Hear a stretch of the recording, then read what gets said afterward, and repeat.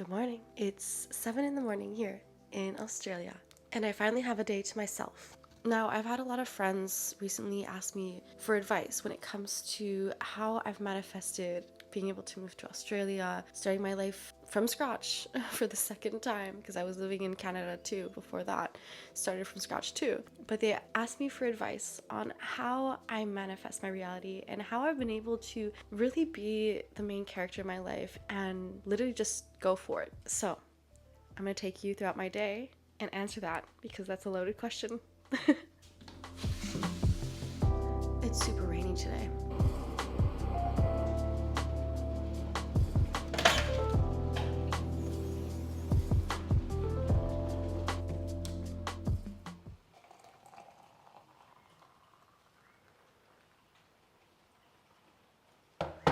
Now, it's a loaded question because I think being able to know what you want to manifest or whatever you want to do in your life is a big question in itself. And I didn't always know what I was doing. For example, this year, I had no real plan. I literally just went with the flow. This is the first year where I didn't really know what I wanted. All I knew is I wanted to be here. But I will say that there are so many different levels of getting to know myself that I've explored, and I'm sure there's so many more left to be discovered. But without a doubt, I've noticed a little component that helps extremely. And it is the little sprinkle of rebelness, the little sprinkle of discipline. And then lastly, the subtle sprinkle of courage that you need to take it and go and just try things, even if you're scared.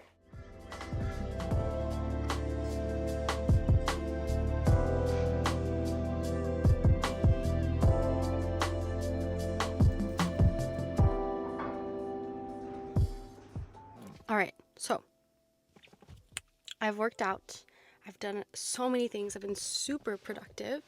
And I'm on my way to go do some grocery shopping, grab some alkaline water, all that good stuff. And then I'm getting my bangs or my fringe shortened because I just can't see past this. And it's really annoying, especially when I'm teaching yoga. So that's the plan. And on that note, an additional little sprinkle of advice is that it's important to notice when you're thinking small. And I have noticed this as I grew up with my parents. We all grew up with whatever economic background that we have, but I would notice my parents tell me no for certain things and be like, that's just not how it's done.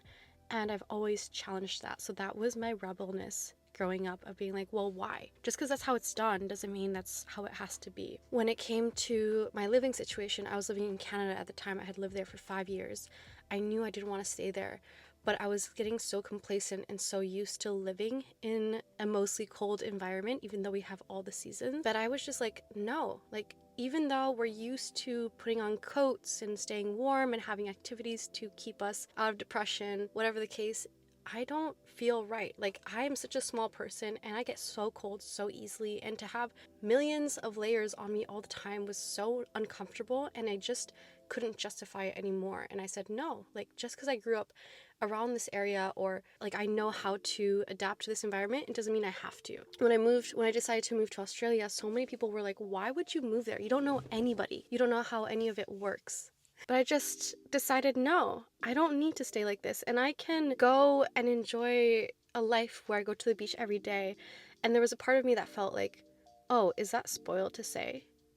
And I had to go through different layers of actually spoiling myself on purpose to get used to it. Because sometimes we get so used to being unhappy that being comfortable or getting things that we want out of life feels wrong. So that's a big one, of like breaking through the layers of pleasure and enjoying different things in life at such a degree that you no longer feel guilty about it. And then you start realizing that there's so many layers to it under that too. Anyways, I'm gonna go.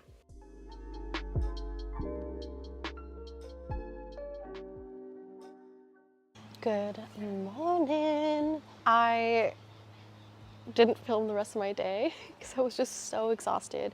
I got my hair cut. I'm not sure if I actually like it more this way, but at least I can see now.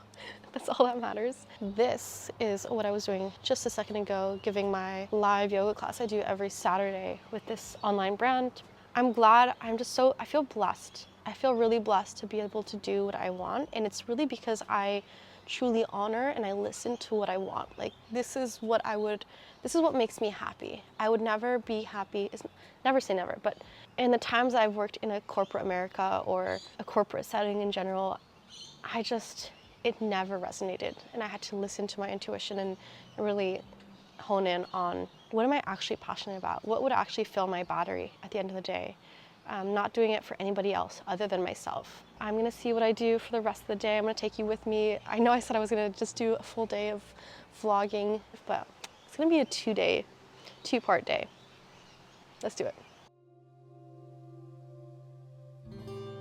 I went to walk the lighthouse. I ran, and then I did a cold plunge in the water. It was pretty cold just walking in, but then the water was warmer than the wind, so that helped. And now my hair is wild. I'm definitely on the cold side right now. I just wanna get my food heated up while I shower, and then I'll change, and then I'll feel amazing to eat warm food already warmed. I'm gonna have like a smoked salmon sandwich. It's gonna be so good. Another thing I found has been really, really helpful when it comes to manifesting and really moving forward in my life intentionally and doing the things that I love is just really noticing, what are my habits? What am I actually doing rather than saying, right? Because you could spend your days scrolling on social media, which I definitely sometimes do. You should have moments of clarity where you're like, hey, what am I actually doing? What is my subconscious defaulting to? So that you really know, where am I putting my energy? Where am I putting my focus? Because if you were to even just do an hour or 30 minutes of focusing on something that can help your future, for example, if you want to build a company, like at least having 5 minutes, 10 minutes, an hour, 3 hours a day, building that, it stretches out to be something that actually grows instead of just being like, oh, I don't have enough time for it, so I'm just gonna give up on it. No, it's even if you do a 1% work every day, it helps. But you have to be aware that the consistency is important. And even if you just take a moment every week to be like, hey, even though my brain wants dopamine and I want to do this or do that, I need to focus on, sure, this is what I'm used to, but this is where I'm also going. And making time for that is super, super important. Let me take you outside because it's way prettier outside right now. It's important to notice what's going on in your brain, in your subconscious, in your default zone. I think a lot of times we get so used to living a specific life that we can envision where we want to go, but we don't actually start to apply it into our life, even 1%. So it's important to notice, hey, well, I want to do X, Y, Z in my life. Let me start to work towards it little by little. And what I did was I started to visualize, what would my life look like if I lived in my dream world, which is Australia for now. Who knows what will happen in a year from now. So I started to visualize, I started to talk about it a lot of like, hey, Australia is next for me. I didn't know what that looked like. I didn't know if I was actually going to do it, but I just knew I wanted it. And I just wasn't going to settle for anything less. Nothing else was pulling me towards that dream. There's a lot of really good books that I could recommend. There's The Mountain Is You. There's The 4-Hour Work Week. There's so many different things when it comes to, one, where you put your time and energy, the inner work you need to do for self-esteem, for visualizing, for changing your neural pathways. There's so many things that you can do to work on yourself to so many different degrees. Like, I don't know if you've ever heard of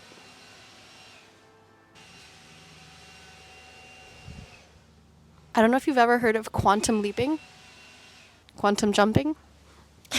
Sorry, there's a lot of noise in the background. This definitely helped me as well to quantum jump, and I won't go into details with all of these things, but really understanding, how can I put myself first? There's so many people out there that think you have to do life a specific way, but when you start to deconstruct your reality and you're like, actually, it's literally just what I focus on and what I think about and how my energy is, that really dictates where I go at the end of the day. And if I can manage that, like a compass, direct it in a specific direction on purpose, then you have so much power in your life. It's not about how you feel going into it, it's how you feel going out.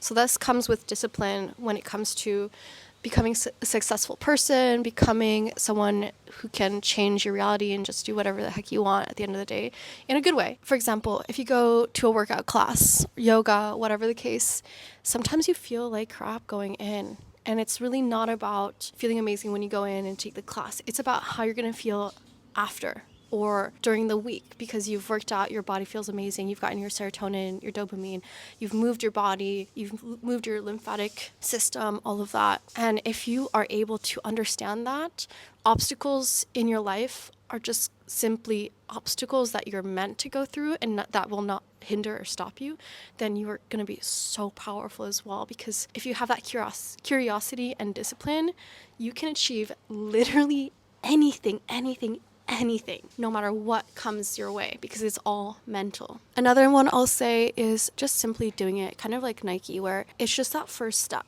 You know, you can think about what you want, you can ponder about it for the longest time, your whole life, and never do anything about it.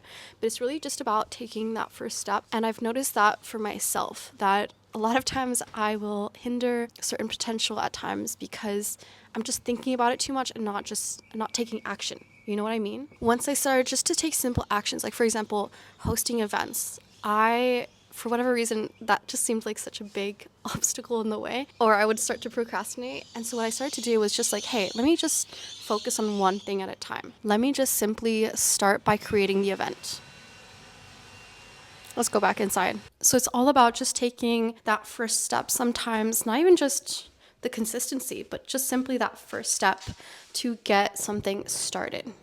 And then another thing is mastering your emotions, mastering how you react to things. So again, if there's obstacles, being curious about it, being someone who tries to understand yourself in order to move forward. If you avoid things, it's going to be really difficult in life, I find, to move past certain limitations. And I am still working through certain limitations when it comes to any insecurities, when it comes to self-belief, when it comes to money, this and that. And it's I think a continuous process, but anything something goes quote unquote bad, knowing how you react to that shows you to what extent you're able to be abundant, find true contentment in life. I've noticed this recently for myself, that I was starting to blame others when I was frustrated, and I was like, this is just gonna limit me in life. Like, if I start to blame everyone just because I'm frustrated, like now, it's all about how you react to life. When life hands you lemons, what do you do with it? Now let's make a sandwich.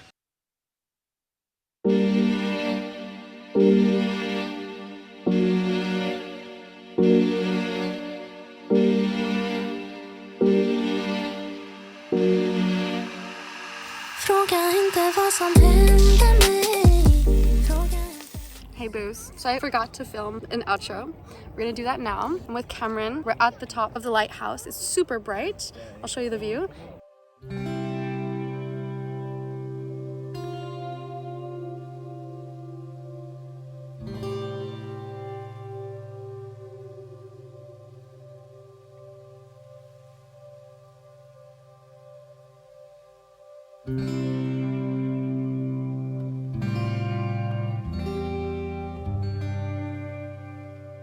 I wanted to end this to say that it's really important to have people that you love around you, to have people that inspire you, that are there for you, that are different. And I wanted to do this outro with her because she came to visit me in Byron, in Australia. And it just comes to show that I think every friendship, every relationship that you have brings you something different, and it allows you to show up in different ways and allows you to be curious about life through their lens, through the way that they experience life. It's really important to have that circle or have that curiosity of community at its base. So I wanted to ask you, Cameron, what do you find helps you to manifest in your real life?